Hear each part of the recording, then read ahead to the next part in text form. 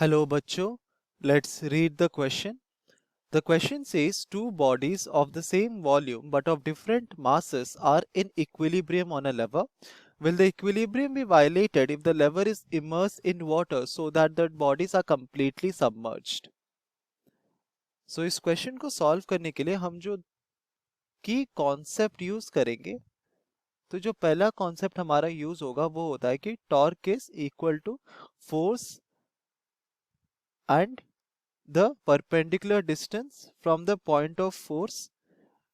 ये होता है हमारा वेक्टर, ये होता है हमारा torque acting at a point. So अगर एक पॉइंट पे हमको टॉर्क फाइंड आउट करना है तो वो होता है उस पॉइंट पे कितना अमाउंट ऑफ फोर्स लग रहा है एंड क्रॉस प्रोडक्ट विथ उस पॉइंट का perpendicular distance from the centre of mass of the body.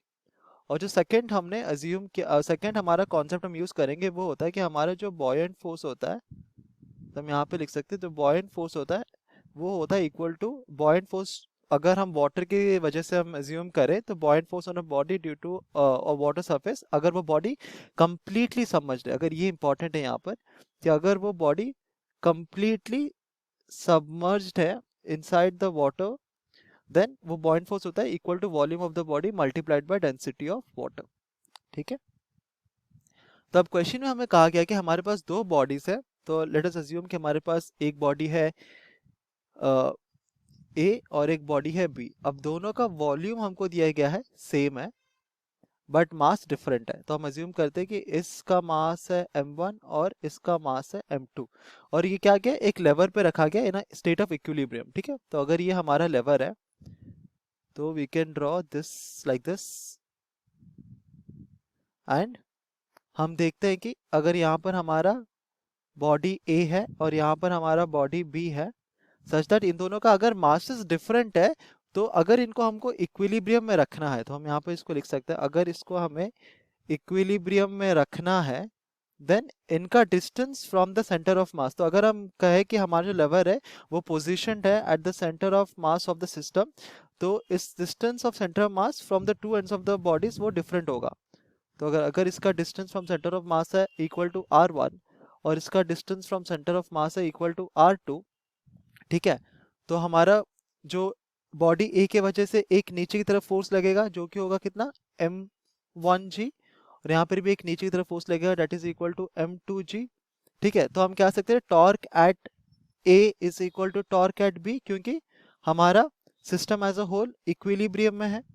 तो अगर इक्विलिब्रियम में है तो दोनों टॉर्क जो है वो क्या होंगे एक दूसरे को कैंसिल आउट करेंगे. इसका मतलब होता है टॉर्क एट ए कितना होगा, टॉर्क हमने देखा था force multiplied by perpendicular distance. Force यहाँ पर है m1g multiplied by perpendicular distance, तो ये है r1 और ये हो जाएगा equal to m2g multiplied by r2. तो ये हमारा हो गया इक्वेशन 1. अभी क्वेश्चन में हमें कहा गया कि इस सिस्टम को हमने क्या किया, इसको हमने एक रिजर्वॉयर के अंदर रखा जो कि कंप्लीटली सबमर्ज्ड इन वाटर है. ठीक है. तो इसका मतलब क्या होता है कि हमारा जो सिस्टम था पहले लेवर का और टू ब्लॉक्स का कि टू बॉडीज का कुछ इस तरह से, हमारे पास यहाँ पर बॉडी बी था और ये बॉडी ए था और इसका डिस्टेंस था r1, इसका distance from centre of mass था r2. तो इस टोटल सिस्टम को हमने क्या किया ऐसे सबमर्ज कर दिया इनसाइड वाटर. ठीक है. तो अब ये जो डॉट है डॉट डॉट है यहाँ पर ये रिप्रेजेंट करते हैं वाटर को. ठीक है. और ये है क्या कंप्लीटली सबमर्ज्ड. तो यहाँ पे लिख सकते हैं इसको that the system is completely submerged in water. तो जैसे ही हमारा जो सिस्टम है अगर उसको हम कंप्लीटली वाटर में सबमर्ज कर देंगे तो वाटर की वजह से क्या लगेगा एक ऊपर की तरफ एक क्या लगेगा बॉयंट फोर्स लगेगा. और हमने कॉन्सेप्ट में डिस्कस किया था कि बॉयंट फोर्स क्या होता है volume times density of water. ना डेंसिटी ऑफ वाटर तो दोनों बॉडीज के लिए सेम रहेगा और हमें कहा गया कि दोनों बॉडीज का जो वॉल्यूम है वो भी सेम है. तो इसका मतलब अगर हम अज्यूम करें कि बॉडी ए पे जो बॉयंट फोर्स लग रहा है वो है F1 और बॉडी टू में बी में जो बॉयंट फोर्स लग रहा है F2, तो हम लिख सकते हैं कि F1 is equal to F2, right, क्योंकि दोनों का वॉल्यूम सेम है और डेंसिटी ऑफ वाटर हमारा सेम रहता है. तब हमारा सिस्टम कुछ इस तरह से दिखेगा. हमारे पास एक लेवर हो गया, दो बॉडीज हैं कुछ इस तरह से ये है ए और ये है बी, इनका जो वेट फोर्स है वो नीचे की तरफ लग रहा है m2g, इनका परपेंडिकुलर डिस्टेंस है from the centre of mass r1 and r2, और इसको हमने सबमर्ज कर दिया है वाटर के इनसाइड।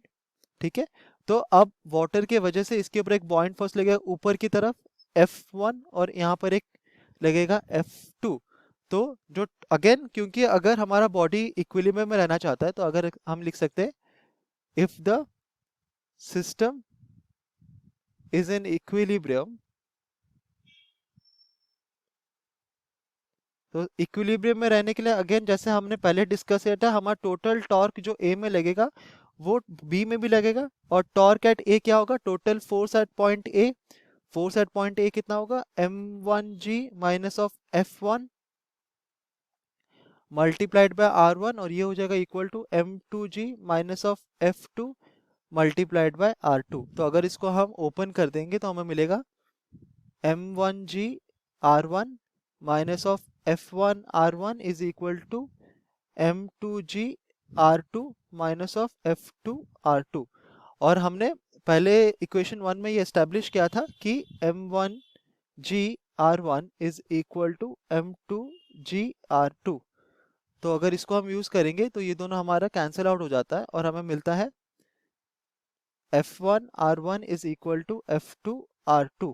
अगेन हमने देखा कि हमारा जो दोनों बॉइंट फोर्स का वैल्यू है वो सेम रहेगा, तो ये दोनों भी कैंसिल हो जाते हैं and we get R1 is equal to R2। तो हम देखते हैं कि अगर हमारा सिस्टम जब हम वाटर में सबमर्ज करते हैं तो इस सिस्टम को इक्विलिब्रियम में रहने के लिए R1 is equal to R2 का होना जरूरी है, this is a required condition. But क्योंकि हम देखते हैं कि R1 और R2 आर नॉट इक्वल, क्योंकि हमारा मासेस डिफरेंट है, दोनों बॉडीज का जो मास है वो डिफरेंट है, तो हमारा R1 और R2 कभी सेम हो ही नहीं सकता।